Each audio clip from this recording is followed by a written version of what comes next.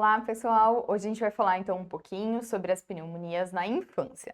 A nossa aula, a gente vai então, para fazer uma agenda para vocês, a gente vai fazer uma introdução sobre a pneumonia, a gente vai abordar um pouquinho sobre o quadro clínico, prevenção e diagnóstico, os agentes etiológicos principais dentro da faixa etária pediátrica e como que a gente vai fazer o tratamento dessas crianças com o diagnóstico de pneumonia. Para a gente começar, então, falando um pouquinho, a gente tem que as infecções respiratórias na infância, elas são a maior causa de procura de pronto atendimento, de consultas nos postos de saúde, nos consultórios, por ser a doença de maior incidência dentro da faixa etária pediátrica. Dentro dessas doenças respiratórias, a gente tem, então, as pneumonias, que vão estar compondo esse grupo de doenças com maior causa de procura de atendimentos e que, infelizmente, as pneumonias, elas ainda são a maior causa de morte dentro da pediatria, especialmente nas crianças menores de 5 anos. E quais são as crianças que a gente vai ter maior risco de adoecimento com maior mortalidade dentro das pneumonias em pediatria? A gente vai ter as crianças que são desnutridas, as crianças com baixa idade, as crianças com comorbidades, que nasceram com baixo peso, que têm um histórico de pneumonias prévias, que não tiveram um aleitamento materno, que têm o calendário vacinal incompleto e as infecções virais respiratórias. Dentro dessa vacinação incompleta, a gente tem até um aumento aí, né, nos últimos anos da diminuição da procura em relação às vacinas, muitas crianças com os calendários incompletos, o que tem aumentado aí a incidência dos quadros de pneumonia na infância. E o que é muito importante dentro desse contexto da pneumonia, antes da gente falar propriamente dito dela, é a gente gravar a questão dos pontos de corte do que é considerado taquipneia dentro da pediatria. Infelizmente, isso aqui vai ter que ser decoreba mesmo, mas é uma decoreba que vale a pena, porque tanto nas questões de pneumonias quanto de outras doenças como bronquiolite e para a vida profissional de vocês, vai ser muito importante. Então, nas crianças menores de 2 meses, a gente já considera a taquipneia aquela frequência respiratória acima de 60, maior ou igual a 60. Entre 2 e 11 meses completos, maior ou igual a 50 incursões respiratórias por minuto. Entre 1 a 4 anos completos, assim, maior ou igual a 40 incursões respiratórias por minuto. E acima de 5 anos, aquelas crianças que têm a frequência respiratória acima de 20. Então, gravem isso que nas provas acaba sendo cobrado e na vida de vocês isso vai ajudar muito no manejo dessas crianças. Falando então um pouquinho sobre o quadro clínico das pneumonias. A gente tem então essa tríade aqui principal dos quadros dos sinais e sintomas que a gente pode ter na pneumonia, que está aqui a frequência respiratória alterada. Então, a taquipneia é um dos sinais mais sensíveis para a pneumonia. Algumas questões de prova já cobraram isso, questionando qual é o sinal que a gente vai ter de maior sensibilidade para as pneumonias, e é a frequência respiratória. Então, essa tríade de frequência respiratória alterada, de tosse e presença de sinais de desconforto respiratório vão levar sempre a gente a pensar na possibilidade de pneumonia em uma criança. Além disso, a gente pode ter associado uma febre alta ou até hipotermia, principalmente nas crianças menores, recusa ao seio materno ou aceitação, né, das dietas. A sibilância, ela é bem rara nas pneumonias, exceto nas virais, então ela pode ser encontrada, mas não é um sinal tão comum. A gente pode ter um estridor e nos quadros mais graves, alteração de nível de consciência e irritabilidade. Falando então desses quadros mais graves, a OMS, ela tentou fazer uma classificação de gravidade em relação às pneumonias, que ajudam a gente aí a tentar entender qual vai ser o melhor manejo para aquela criança. Então, nas crianças de 2 meses a 5 anos, o que a OMS trouxe para a gente? Se eu tenho cianose central, se eu tenho uma dificuldade respiratória grave ou uma incapacidade de beber, eu vou classificar essa criança como uma pneumonia muito grave. Agora, se eu tiver uma criança que tem uma tiragem subcostal, eu vou classificar ela como uma pneumonia grave. E aqui, ó, a taquipneia mais uma vez. Se eu tenho uma taquipneia, isso vai estar me levando sempre a aquele sinal de alerta que eu posso estar diante naquela criança de um quadro de uma pneumonia, bem como a presença de estertores crepitantes no exame físico. Agora, se eu não tenho nenhum desses sinais e sintomas aqui em cima, eu vou deixar o meu diagnóstico de pneumonia menos provável. E aqui, então, uma questão que aborda um pouquinho essa questão da gravidade. A gente tem aqui um lactente de 45 dias de vida, que há 3 dias ele começa com uma febre, que os pais não sabem dizer de quanto, com uma tosse produtiva e frequente, ele tá mais irritado, ele tá alternando essa irritabilidade com sonolência, tá recusando o seio materno, e quando a gente vai para o exame físico, a gente vê um estado geral comprometido, uma frequência respiratória de 65, lembra? Nas crianças menores, maior ou igual a 60, a gente considera taquipneia, então a gente tem uma taquipneia. Ele tem uma hipoxemia com uma saturação de 89% e está cianótico. Na ausculta pulmonar, a gente já encontra a presença aqui de estertores crepitantes difusos e esse paciente tem uma tiragem subcostal associada a uma respiração abdominal. Então, de acordo aqui com a Organização Mundial de Saúde, como a gente vai classificar o quadro desse paciente, qual é a nossa conduta? Então, do que a gente mostrou ali em relação à classificação da OMS, a gente tem aqui esse paciente com um quadro de uma pneumonia grave, que se a gente for levar ao rigor, a gente poderia considerar uma pneumonia muito grave, mas a gente não tem como confundir aqui com as outras alternativas, e a pneumonia grave é igual a internação. Além disso, a gente vai ver um pouquinho mais lá para frente, para deixar mais claro, mas aqui é um lactente menor de 3 meses, que a gente sempre também vai indicar internação hospitalar nessas crianças pequenas.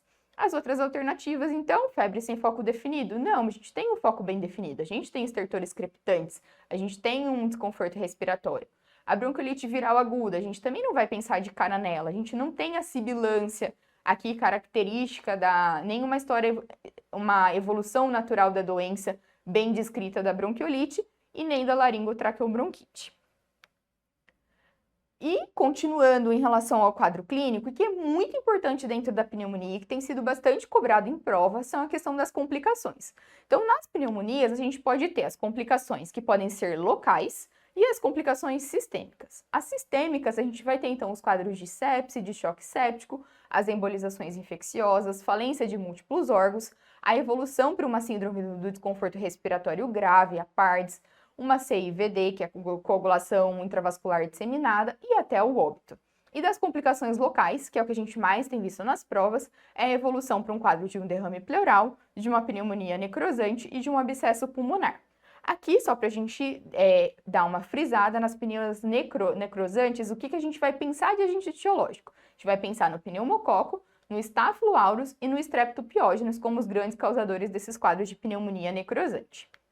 E aqui uma questão mostrando um pouquinho para a gente dessa questão de complicação, de evolução de uma pneumonia complicada.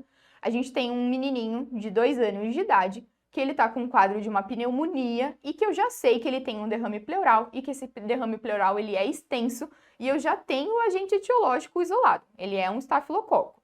Esse paciente, ele tem sinais moderados de desconforto respiratório, ele já está hipoxêmico, então ele está usando o catéter nasal de oxigênio, e em decorrência desse quadro, foi indicada, então, a drenagem torácica. E aí, o que ele te pergunta? O cirurgião, ele vai orientar o residente, e aí, o que orientação que esse cirurgião poderia ter passado para esse residente em relação à condução do quadro desse paciente? Então, na letra A, não há necessidade de anestesia local. Não, né? A gente sempre vai tentar anestesiar esses pacientes, ainda mais aqui, ó, 2 anos de idade, e um local que a gente sabe que dói bastante, porque ali no espaço intercostal, onde vai ser passado o dreno, a gente tem aquela rede nervosa ali bastante ampla, causando uma grande sensibilidade nesse local. A letra B, quanto menor o calibre do dreno, melhor será a recuperação do paciente. A gente não está visando essa questão do calibre pensando na recuperação do paciente. A gente precisa de um calibre adequado para drenar esse derrame pleural extenso e esse paciente evoluir com melhora. Em geral, na letra C, em geral, a melhor conduta é apenas uma punção de alívio. A gente tem um derrame pleural extenso, então nisso a gente já tem aqui uma indicação a priori de uma drenagem torácica. A letra E, o paciente deve estar sob intubação mecânica para a drenagem. Não, os pacientes aqui, os maiores até, os adolescentes, crianças que cooperam, muitas vezes nem é feito nenhuma anestesia, a anestesia sistêmica para poder fazer o procedimento de drenagem. Mas aqui a gente tem uma criança, então, de 2 aninhos de idade, que ela não vai cooperar, então, em geral, a gente vai precisar aqui pelo menos de uma sedação para poder fazer o procedimento. Então, a letra D, ela traz para a gente as imagens de ultrassom, podem guiar melhor a posição do dreno, e assim alcançar áreas com abscessos fechados. Então, essa realmente é a nossa melhor opção. E o ultrassom é um bom exame, como a gente vai ver um pouquinho mais lá na frente, para diagnóstico e também para ajudar a gente a guiar melhor os procedimentos invasivos, em especial aqui nas pneumonias, em relação à drenagem dos abscessos e dos derrames pleurais. Aqui uma imagem, então, mostrando para a gente, só para ilustrar, um raio-x aqui, em que a gente tem essa imagem aqui do abscesso, com essa parede mais espessa e esse nível aqui mostrando, indicando que a gente está diante de um abscesso bem clássico, e aqui a mesma imagem aqui de na visão da tomografia de tórax. E só para a gente dar uma relembrada, então, quais vão ser os critérios em relação à análise desse líquido pleural que vão levar a gente a pensar na presença de um empiema? Então, primeiro, nas características macroscópicas, a gente vai ter a presença do pus. Quando a gente vai para a avaliação microbiológica, a gente consegue ver na bacterioscopia um gram positivo. A celularidade, a gente vai ter os leucócitos acima de 15.000, predominando os neutrófilos. E na análise bioquímica, a gente tem a glicose menor que 40, um pH abaixo de 7,2 e um LDH bem alto, acima de 1.000, mostrando que a gente tem ali uma lesão de parênquima que levou à formação desse empiema. E como que a gente, então, vai fechar o diagnóstico dos quadros de pneumonia? A gente vai ter, primeiramente, a anamnese e o exame físico, nos levando a pensar naqueles sinais e sintomas que a gente falou, a pensar na pneumonia. E a gente tem que lembrar, quando a gente está na busca desses sinais e sintomas para a gente tentar guiar o nosso raciocínio clínico, a gente tem os casos de insuficiência respiratória aguda, que a gente precisa lembrar nos quadros pulmonares do diferencial com as bronquiolites virais agudas e com o quadro de asma. Mas esses dois, em geral, a gente vai ter a sibilância presente, que, como a gente já falou, ela não é comum nos quadros de pneumonia. Só para a gente lembrar, quais vão ser, então, os diagnósticos diferenciais dos quadros de sibilância. Para os quadros de sibilância, as questões, em geral, elas não vão sacanear, jogando um quadro aí de sibilância para te confundir, para levar para que no final ela quer um diagnóstico de pneumonia. Em geral, ela vai te guiar para esses outros diagnósticos, ou ela vai trazer junto com a sibilância sinais e sintomas bem fortes e sugestivos de pneumonia. Então, dentro da sibilância, a gente vai pensar especialmente na asma, na bronquiolite viral aguda, na aspiração de corpo estranho, nos quadros de tuberculose, nas pneumonias aspirativas e na fibrose cística. Então, nas pneumonias, ela só vai estar presente nos quadros de pneumonias virais, que é o mais comum dos quadros de pneumonia, a presença de sibilância nesses quadros em que eu tenho um agente etiológico viral.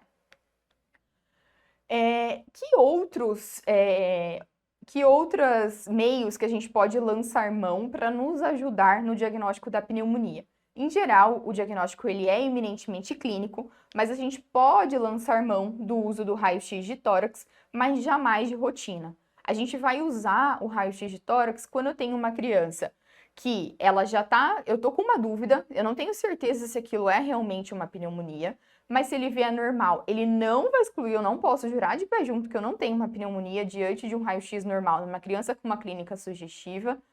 Nos quadros de hipoxemia, desconforto respiratório, sinais de gravidade, um paciente que foi internado, eu vou usar sim o raio-x como um meio diagnóstico para esses quadros, e também nos quadros em que eu vou reavaliar esse paciente depois de 72 horas de tratamento, entre 48 e 72, e o meu paciente retorna para eu avaliar, e ele não está melhorando, o raio-x também vai ser muito bem-vindo.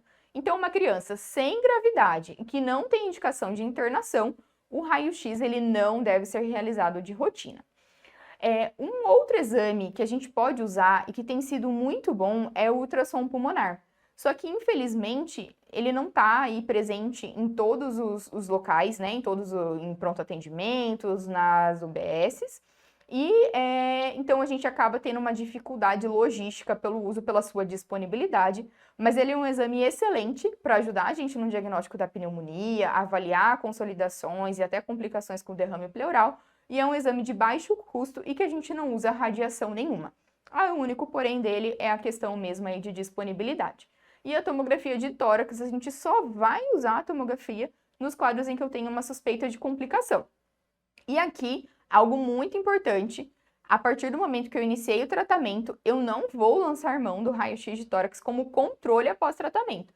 Porque a gente tem que as imagens pulmonares, elas ficam ali uma cicatriz, como em outras, né, patologias que a gente pode ter, e ela fica, essa imagem, por até 30 dias presente, alterada nesse raio-x. Então, a gente não deve ficar expondo a criança a essa radiação para controle de tratamento se eu tenho uma evolução clínica favorável, mostrando que eu tive uma resposta adequada ao tratamento. Em relação ao laboratório, a gente também tem alguns exames que podem nos auxiliar, mas eles não vão fechar o diagnóstico. Lembrando que o quadro clínico compatível ele vai ser suficiente para a gente pensar na pneumonia e iniciar o tratamento. Mas a gente pode lançar mão aqui como adjuvantes, então, à hemocultura. A grande questão das hemoculturas é que a gente tem uma sensibilidade baixa aí de 20 a 30%, então ela não vai pegar todos os casos de pacientes com pneumonia, a gente não vai conseguir isolar nenhum agente nas hemoculturas e, além disso, ela demora para poder sair. Entre o resultado da hemocultura com o antibiograma, às vezes a gente tem aí 3 a 5 dias para liberação do resultado. Então, ela vai ajudar a gente lá na frente, de ver se o nosso tratamento está sendo eficaz, se a gente encontrou, se a gente realmente deu o antibiótico para aquele agente isolado, o antibiótico mais adequado. Mas ela não vai ditar o nosso tratamento, não vai ser através da hemocultura que a gente vai falar que eu tenho uma pneumonia e que a gente deve iniciar o tratamento. A mesma coisa vai servir para os testes sorológicos, que um dos mais utilizados é o Mycoplasma pneumoniae, só que ele vai demorar aí de 7 a 7 dias. Então, vai ser um diagnóstico aí mais retrospectivo, e talvez a sorologia ela nos ajude aí para os diferenciais das pneumonias atípicas, se eu não estiver fazendo uma cobertura, se eu não pensei nesse agente no início do tratamento. Um exame que ele vai ser muito bom e que a gente deve lançar mão se a gente tiver presença do derrame pleural é a investigação do líquido pleural. Então, através dele, a gente consegue fazer a coloração de Gram, a cultura, sendo que nessa cultura a gente tem um rendimento muito melhor do que nas hemoculturas e a gente consegue fazer testes de detecção de PCR para tentar identificar esse agente etiológico. Só aqui um adendo em relação a esses PCRs. Infelizmente, a gente não tem em todas as unidades isso disponível, mas para vocês saberem, é um exame que, se você tem no seu serviço ele disponível, ele vai ajudar muito, que são os painéis que a gente chama aí de painéis para pneumonia, em que ele vai encontrar o material genético daquela bactéria e vai ajudar a gente a identificar qual foi o possível agente causador daquele quadro de pneumonia. Em relação a esses exames de PCR também, um outro que a gente tem é a questão das pesquisas virais nas secreções respiratórias, que são os painéis virais respiratórios, que a gente consegue fazer uma coleta aí com um swab de orofaringe, mas que também, infelizmente, não está disponível em todos os serviços. E no particular, são exames caros que alguns planos não cobrem. Então, aqui só para vocês saberem que a pesquisa viral em secreções respiratórias é um exame que vai nos ajudar, principalmente para os diagnósticos de pneumonias virais, mas que ele não está aí disponível na rede em todos os serviços. E em relação às provas inflamatórias, né, que a gente usa bastante, o PCR ele não vai ser útil para o diagnóstico, ele vai ser muito mais útil para a gente em relação ao segmento da resposta clínica desse nosso paciente que a gente está tratando essa pneumonia. E falando um pouquinho, então, dos agentes causadores de pneumonias, a gente falou um pouquinho aí ao longo da aula, a gente não pode esquecer, que a gente sempre lembra das pneumonias, mas que os vírus são os principais agentes causadores de pneumonia na pediatria, em especial aqui nas crianças até 1 ano de idade, em que 90% dos nossos agentes etiológicos vão ser virais, e nos escolares a gente tem aqui uma incidência dos quadros virais de até 50%, sendo que o vírus sincicial respiratório é o vírus mais encontrado nesses quadros, mas a gente não pode esquecer que a gente pode encontrar influenza, parainfluenza, adenovírus, rinovírus, metapneumovírus e o bocavírus. E atualmente a gente tem o SARS-CoV-2, que é o COVID, causando aí quadros de pneumonias com maior gravidade, especialmente nas crianças menorzinhas de 1 ano de idade. Então a gente não pode esquecer dele como um grande agente causador de pneumonias virais em pediatria. Então aqui, para a gente reforçar, a etiologia principal nas crianças menores de 5 anos, a gente vai ter os quadros virais sendo bastante importantes como causadores nessa faixa etária. Aqui uma questão para a gente falar, para a gente introduzir um pouquinho o assunto em relação às etiologias bacterianas das pneumonias. A gente tem um pré-escolar de 3 anos de idade que tem uma febre elevada, tá com tosse, tem taquipneia, frequência respiratória elevada, tem dispneia, dor abdominal, tem 5 dias que ele começou com sintomas respiratórios altos e que nas últimas 48 horas esses sintomas têm ficado mais intensos, com o aumento do quadro febril, piora do desconforto respiratório, diminuição do apetite. Ao ser examinado na ausculta pulmonar, a gente tem um murmúrio diminuído na base direita, com estertores esparsos e eu não tenho sibilos. O raio-x de tórax tem uma consolidação no lobo inferior direito, com um pequeno derrame pleural do mesmo lado. Esse paciente foi hospitalizado e foi iniciado então para ele uma ampicilina endovenosa. Ele não evoluiu bem, evoluiu de uma maneira desfavorável, aumentou o derrame pleural e apareceram focos necróticos nas áreas de consolidação pulmonar, precisando de abordagem cirúrgica. Qual é o agente mais provável nesse quadro? A gente, quando olha um quadro desse, a gente vai pensar que o Staphylococcus aureus, que é um grande causador dos quadros mais graves de pneumonia, poderia ser o agente causador. Mas em todas as pneumonias dentro da pediatria, menos as complicadas, o nosso principal agente bacteriano sempre vai ser o Streptococcus pneumoniae, o nosso pneumococo. Por que isso? A gente tem um número muito grande de pneumococos causando pneumonias na infância e um número menor de Staphylococcus aureus. O Staphylococcus aureus, ele é um agente com mais potencial para ocasionar essas complicações, mas um número pequeno. O pneumococo, ele também pode fazer essas alterações, mas a gente tem um número muito grande de crianças fazendo pneumonias por ele. Então, a gente sempre vai pensar, mesmo numa pneumonia complicada, com sinais de pneumonia necrosante, o pneumococo sempre vai ser o nosso agente etiológico principal. Quando que eu vou pensar na possibilidade do Staphylococcus aureus? Se eu tivesse aqui sinais de lesão de pele, com uma porta de entrada, que eu poderia ter o Staphylococcus aureus, fazendo esse quadro pulmonar de pneumonia necrosante. Mas aí, em geral, as questões vão estar trazendo essa diquinha para vocês para pensar no Staphylococcus aureus e não no pneumococo. Então, em relação aos quadros bacterianos, a gente tem que eles são mais graves e o pneumococo é o nosso principal agente. Mas a gente tem outras bactérias que também podem causar pneumonia, que são o Streptococcus do grupo A, o Staphylococcus aureus, o Haemophilus influenza e a Moraxella catarrhalis. A gente tem a questão do difícil isolamento desses agentes nas hemoculturas e que a gente vai ter aquele melhor rendimento no líquido pleural, como a gente falou um pouquinho lá atrás. E a gente precisa lembrar que a gente também tem os quadros de pneumonias bacterianas, conhecidas como atípicas, em que o Mycoplasma pneumoniae vai ser o agente mais comum, o maior causador das pneumonias atípicas. Cerca de 10 a 40% das pneumonias podem ser causadas pelos quadros de pneumonias atípicas e das internações 15 a 18%.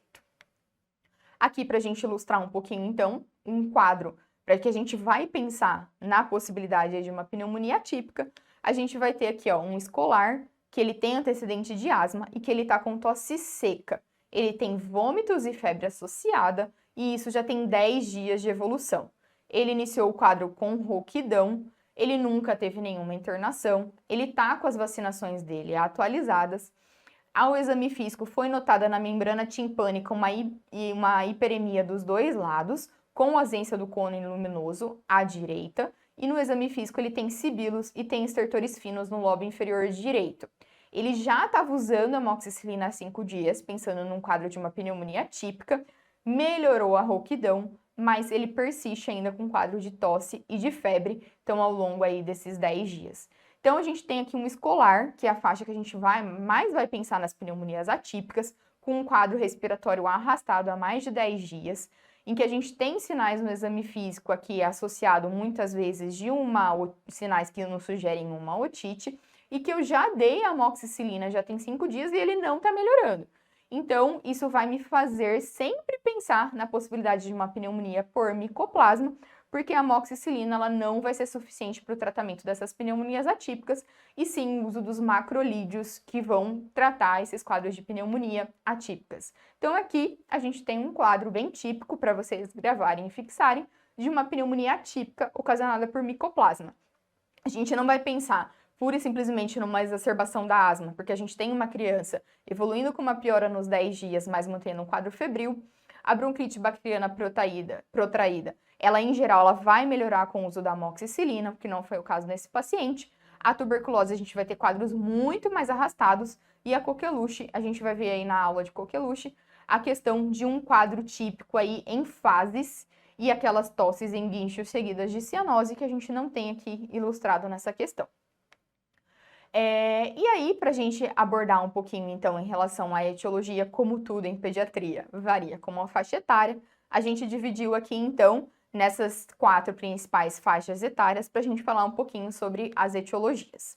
Então, nas crianças, nos piquititicos, nos recém-nascidos, até 20 dias de vida, a gente vai ter aqui os agentes de canal de parto como os grandes causadores de pneumonia, que um dos principais é o estrepto do grupo B, que vai ocasionar as pneumonias graves, bilaterais, difusas, e o paciente vai ter sinais aqui de sepse precoce. Mas a gente pode ter também as pneumonias causadas pelas enterobactérias, em especial E. coli, Klebsiella e o Proteus, que vão estar fazendo as infecções nosocomiais.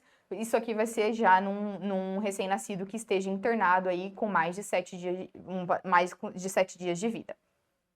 Em relação ao citomegalovírus, ele também pode causar os quadros de pneumonia nessa faixa etária, mas em geral ele vai vir aí com outros sinais para a gente pensar na infecção congênita pelo CMV. E a gente precisa lembrar muito, que está aqui em negrito, para vocês não esquecerem nessa faixa etária, a Listeria monocytogenes como uma grande causadora de pneumonias, ocasionando os quadros de sepse precoce nessas crianças, que a gente vai ver até um diferencial aí no tratamento nessa faixa etária.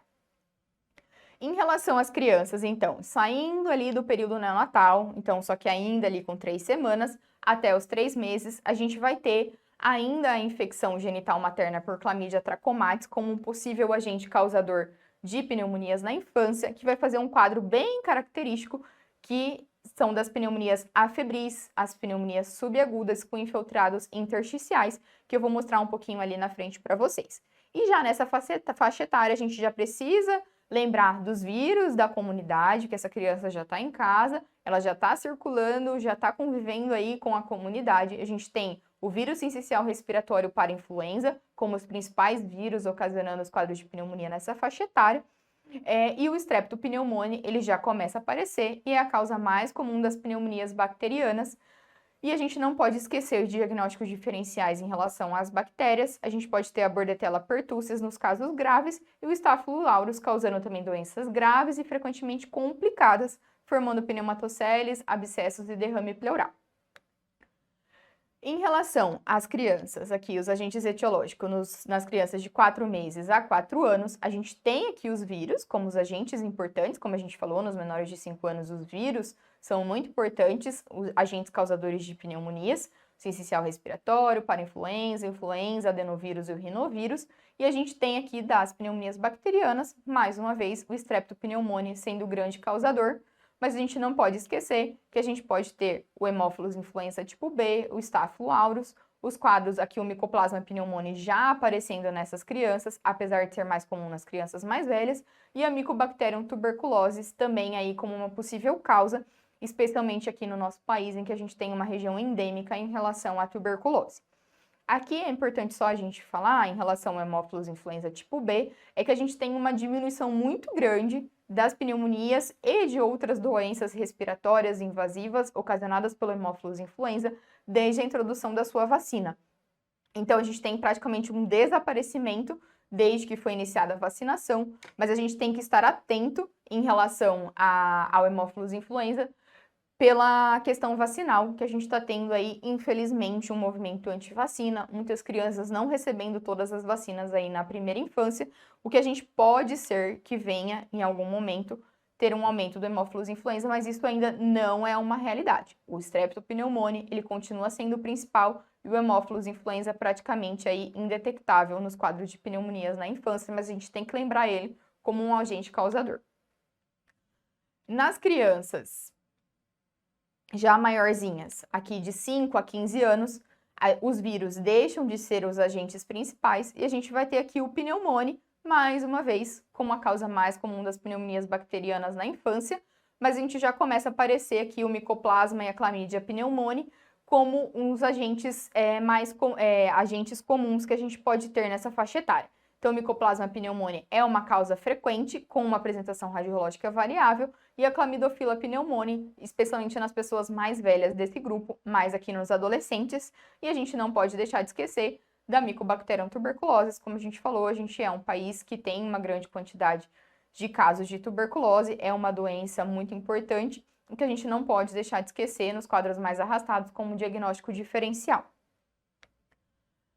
Aqui uma questão, então, para a gente abordar um pouquinho desses agentes etiológicos, desses quadros clínicos dentro da pediatria. A gente tem um lactente de 1 ano de idade que começou há 3 dias com tosse, coriza e hialina e uma temperatura de no máximo 37, então ele não fez um quadro febril, que ele teve uma piora clínica com taquipneia, batimento de asa nasal, retrações intercostais e subcostais e foi levado para consulta. Ao exame físico foi identificado estertores rudes, crepitantes, difusos e sem sibilância. Qual é o agente etiológico que a gente, dentre os abaixo, que vai estar mais provavelmente relacionado a esse quadro desse paciente? Então, aqui a gente tem uma criança pequena, de 1 ano de idade, que tem aí um quadro que está se arrastando aí nos últimos 3 dias, evoluindo com uma piora, que ele não fez febre em momento nenhum. Nesses casos, a gente vai pensar em um quadro viral, ocasionando esse quadro de pneumonia na criança. Lembrar que a gente tem, então, nas crianças menores de 5 anos, as pneumonias causadas pelos vírus são muito mais comuns e a gente precisa lembrar, especialmente aqui nas crianças que têm um quadro viral alto mais importante e que vai evoluindo com um quadro respiratório baixo no decorrer da evolução do seu quadro e que está sem um quadro febril importante. O rinovírus vai ser um grande causador aí dos quadros de pneumonia na infância, nessa faixa etária. E aqui, para a gente lembrar da pneumonia febril do lactente, nessa pneumonia a gente vai ter, nesses quadros de pneumonia febril do lactente, a gente tem os principais agentes causadores, a Chlamydia trachomatis e o ureaplasma urealítico, mas a gente também pode ter o Mycoplasma hominis e o citomegalovírus causando esses quadros de pneumonia febril do lactente. Como que vai ser essa pneumonia? Como ela vai se caracterizar? A gente vai ter crianças ali de 2 semanas até 4 meses de vida, que nasceram de parto vaginal, que fizeram um quadro de uma conjuntivite e vai apresentando um quadro respiratório arrastado. Quando a gente faz um raio-x para poder tentar entender o que está acontecendo, tem um infiltrado bilateral, é hiperinsuflado esse tórax dessa criança, tem um espessamento brônquico, que lembra muito uma bronquiolite, mas essa criança está sempre afebril ou subfebril.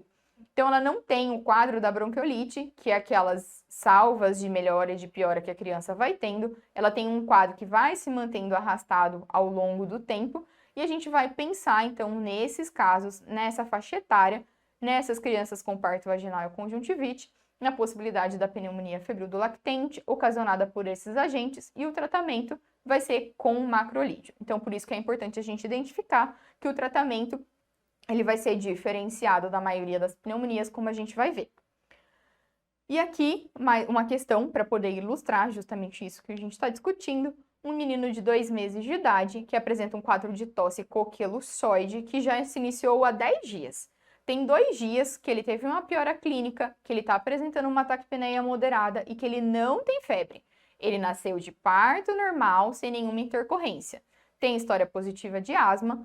No hemograma foi evidenciado uma leucocitose com eosinofilia. O raio-x de tórax mostra um infiltrado intersticial bilateral com uma área de atelectasia subsegmentar. Qual que é o diagnóstico mais provável para esse paciente? Então, um lactente, que é ali menor de 3 a 4 meses, com um quadro arrastado há mais de 10 dias, o quadro de uma tosse coqueluçoide, ele não faz febre, ele nasceu de parto normal e está fazendo esse quadro respiratório. A gente vai pensar, então, na pneumonia febril do lactente, que a Chlamydia trachomatis é um dos grandes causadores e que vai levar a gente mais a favor ainda de pensar na clamídia. Esse hemograma, em que tem uma leucocitose com esse predomínio de eosinofilia, é aí uma dica grande para vocês guardarem, para pensar na possibilidade aí da Chlamydia trachomatis como agente causador da pneumonia febril do lactente.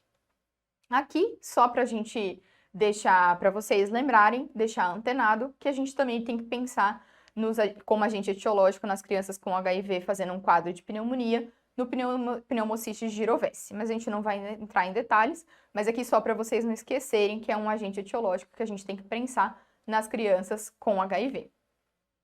E em relação, então, ao tratamento dos quadros de pneumonia, a gente tem que a escolha antimicrobiana empírica para os quadros tratados ambulatoriais, ainda é a amoxicilina. Então, ela é a nossa primeira opção para o tratamento ambulatorial. Quando a gente vai, então, tem uma criança que não tem tiragem subcostal e tem um quadro de pneumonia, a gente vai usar a amoxicilina 50 mg quilo dia, de 2 a 3 vezes ao dia, aí pela Sociedade Brasileira de Pediatria, recomendado o tratamento por 7 dias. Agora, se eu tenho um quadro de uma pneumonia complicada, eu vou então indicar a internação para esse paciente, mas as penicilinas ainda continuam sendo a minha primeira opção. Então, a ampicilina parenteral ou a penicilina cristalina é a nossa primeira escolha para o tratamento dessas crianças ao serem internadas. Mas, evoluindo para um quadro de abscesso ou de necrose pulmonar, eu vou precisar mudar a minha antibiótico terapia e a gente vai lançar mão aqui do uso da cefotaxima associada à clindamicina, e aí o nosso tratamento vai ser bem mais longo, por 3 a 4 semanas. Em relação a abordar ou não abordar esses quadros, não há um consenso bem estabelecido de quando, como ele deve ser realizado. E aqui, aquele dado que eu falei para vocês, de não esquecer que nas crianças pequenas, nos menores de 2 meses, a gente tem a Listeria monocytogenes como um grande agente causador. Então, nessas crianças, a gente vai ter que sempre fazer a associação de um aminoglicosídeo. Então, ampicilina e um aminoglicosídeo vai ser o tratamento empírico de escolha nas pneumonias nas crianças menores de 2 meses. Então, aqui, de 2 meses a 5 anos, a amoxicilina é a nossa primeira escolha. Nas maiores de 5 anos, a gente vai pensar nas pneumonias atípicas, igual aquela questão lá que a gente falou da criança que estava usando amoxicilina há 5 dias e não melhorava. A gente vai pensar aí na associação, então, dos macrolídeos para cobertura dessas pneumonias. E a gente sempre vai ter que reavaliar esse paciente que eu estou tratando ambulatorial, uma reavaliação dentro de 48 a 72 horas, para a gente ter certeza que o nosso tratamento tá dando tudo certo, que essa criança está respondendo bem. Aqui, então, em relação ao tratamento, uma questão bem direta, ela pergunta em relação às pneumonias adquiridas na comunidade, das condutas indicadas para o seu tratamento, qual é a alternativa correta? Então, aqui na letra A, o agente etiológico das pneumonias comunitárias mais frequente em crianças na faixa de 3 anos é o estafilococo. Não, lembra das bacterianas, pneumococo. E a gente tem os vírus como grande agente principal. Então, estáfilo não vai entrar aqui como agente etiológico principal nessa faixa etária. Diante da história prévia de lesões de pele por varicela, sinais de toxemia, a indicação de cobertura de antibiótico é para o pneumococo. Não, lembra que eu falei para vocês? Tenho lesão de pele, tenho porta de entrada, especialmente aqui a varicela, que faz muita complicação pelo Staphylococcus aureus, a nossa cobertura vai ser para o estáfilo. Então, aqui a gente teria que pensar num estáfilo e não no pneumococo, ocasionando o quadro de pneumonia dessa criança. A hemocultura é positiva em cerca de 30% dos casos, tendo uma baixa especificidade, mas uma boa sensibilidade. Não, a gente tem uma baixa sensibilidade. Se ela vem positiva, a gente vai levar aquilo em consideração, porque o sangue é um líquido estéril e não é para a gente ter nenhum agente bacteriano isolado na hemocultura. Então, ele tem uma boa especificidade, mas uma baixa sensibilidade. A piora clínica associada à falha da resposta terapêutica nas primeiras 24 horas de tratamento justifica a repetição dos exames.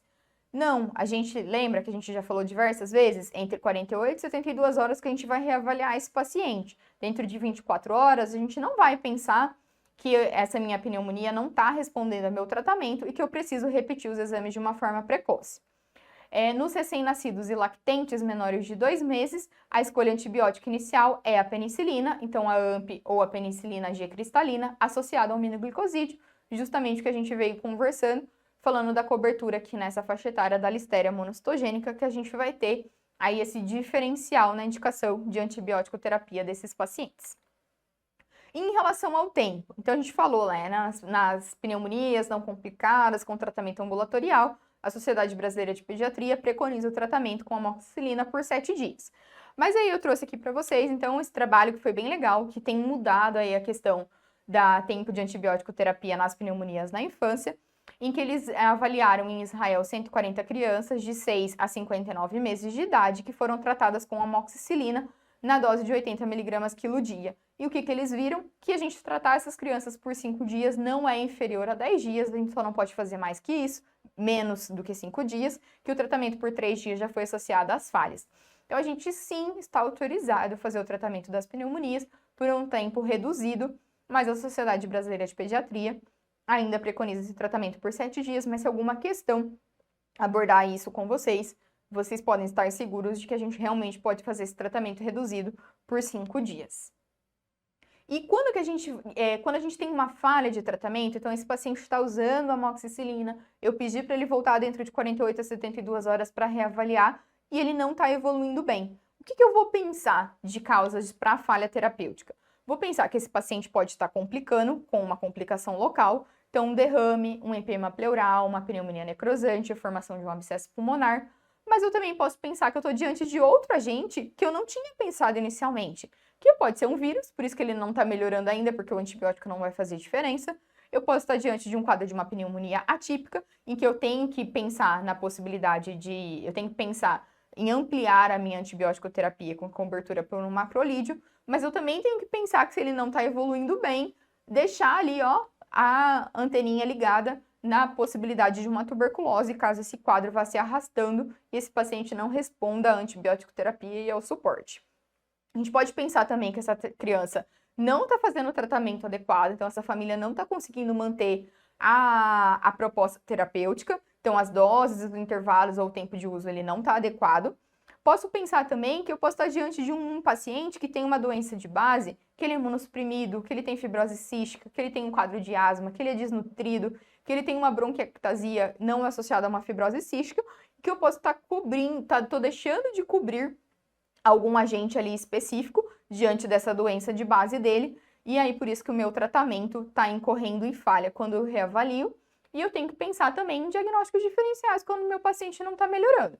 Então, aspiração de corpo estranho, alguma malformação pulmonar, como sequestro pulmonar, hernia diafragmática aqui, principalmente nos neonatos, e aí, então, aqui o tratamento vai ser totalmente diferente, guiado para esse quadro diferencial aí que eu posso encontrar diante da não melhora do meu paciente com o tratamento preconizado para a pneumonia. E quem é a criança que eu vou internar? Lembra que eu falei lá no começo? Então, uma criança pequenininha, menor de 3 meses, a gente sempre vai indicar a internação. Vamos indicar a internação também para as crianças hipoxêmicas, então com uma saturação abaixo de 92, uma criança que não está conseguindo ter uma ingesta hídrica via oral, que não está conseguindo amamentar, e aí com isso ela está levando ela à desidratação ou essa baixa ingesta, eu tenho que ficar atento porque ela pode desidratar, então é melhor que eu interne essa criança. Uma criança com desconforto respiratório moderado ou importante, uma criança toxemiada, que tem alguma doença de base que pode levar ela a uma gravidade, uma evolução de gravidade maior, como os cardiopatas e as crianças com broncodisplasia. A presença de complicação sempre eu vou internar, então derrames, empiemas, as pneumonias necrosantes e abscessos, e aquele paciente que, conforme o meu tratamento inicial, ele retorna para eu avaliar dentro de 48 a 72 horas e eu tive uma falha, então é melhor que eu interne para poder tentar entender melhor o que está acontecendo com esse meu paciente. E por fim, para a gente finalizar, não menos importante do que isso que a gente falou, é a questão da prevenção. Então, a vacinação, ela é muito importante para a gente mudar a história natural aí dos quadros de pneumonia na nossa sociedade. Então, a gente teve a primeira vacina lá atrás, que era a vacina a pneumo 7, antipneumocócica 7 valente, mas que desde 2010 a gente tem aqui na nossa rede pública o uso da pneumo 10. Então, com o uso da pneumo 10, a gente teve um controle muito grande dos quadros de pneumonias na infância, mas que quando a gente controlou essas pneumonias, o que foi muito bom, diminuiu muitos quadros de pneumonias por pneumococo, das doenças invasivas por pneumococo, a gente acabou tendo, com essa vacinação, um aumento da colonização da nasofaringe das nossas crianças por sorotipos que não tinham nessa vacina. Então, ela foi muito importante, mas ela acabou aumentando essa colonização. Mas isso não tira o mérito da importância dessa vacina. Quando a gente coloniza por esses sorotipos que não tinham nela, a gente fala do sorotipo 6C, 15B, 19A, 15A e 17F. E dentre eles, esse 19A foi o que mais a gente teve colonização e aumento das infecções por pneumococo aí no Brasil, pelos dados do Cireva, que o Cireva ele compila dados aí do Brasil todo, de vários laboratórios, das culturas positivas para pneumococo, e ele vai sorotipar esses pneumococos para tentar entender qual é o sorotipo que está circulando mais e ver o perfil de sensibilidade. e a gente teve então um aumento desse sorotipo 19A, o que aumentou a nossa incidência de resistências às penicilinas aí no nosso país. Mas, apesar deste aumento, a gente não mudou ainda a indicação de tratamento empírico, então, para os quadros de pneumonias, a amoxicilina e as penicilinas ainda continuam sendo a nossa principal escolha, mas diante disso, desse aumento, a gente tem se falado muito na questão da ampliação do programa de vacinação para a pneumo 13, que ela vai fazer a cobertura aqui para o sorotipo 19A. Essa vacina ela já está disponível no SUS, mas só em situações especiais dentro dos nossos CRIs, então dos Centros de Referência para os Imunobiológicos Especiais. Então é algo aí que talvez aí nos próximos anos a gente tenha mudanças em relação ao nosso PNI, o Programa Nacional de Imunização, em relação à vacina para o pneumococo. E lembrar que a gente já tem aí no particular, chegando a vacina da pneumo 15, que vai fazer uma cobertura aí para 15 sorotipos vacinais. E uma outra vacina, que a gente falou até um pouquinho, a gente lembrar da vacina do hemófilos influenza B, que ela está implantada aqui no Brasil desde 1999 e que a gente teve uma grande diminuição dos casos de pneumonias comunitárias ocasionadas pelo hemófilos influenza. E aí, então, o hemófilos influenza não tipável, ele pode acontecer nas crianças, o que não está englobado dentro da vacina, mas isso vai acontecer mais em crianças imunodeprimidas. A gente não tem um hemófilo sendo um grande causador, a gente tem aqui uma amostra do quão grande foi um sucesso de uma vacinação na população pediátrica. É isso, eu espero que vocês tenham aproveitado um pouquinho essa aula, essa revisão sobre pneumonia, e que vocês tenham um grande sucesso na prova e consigam aí acertar todas as questões relacionadas às pneumonias. Obrigada!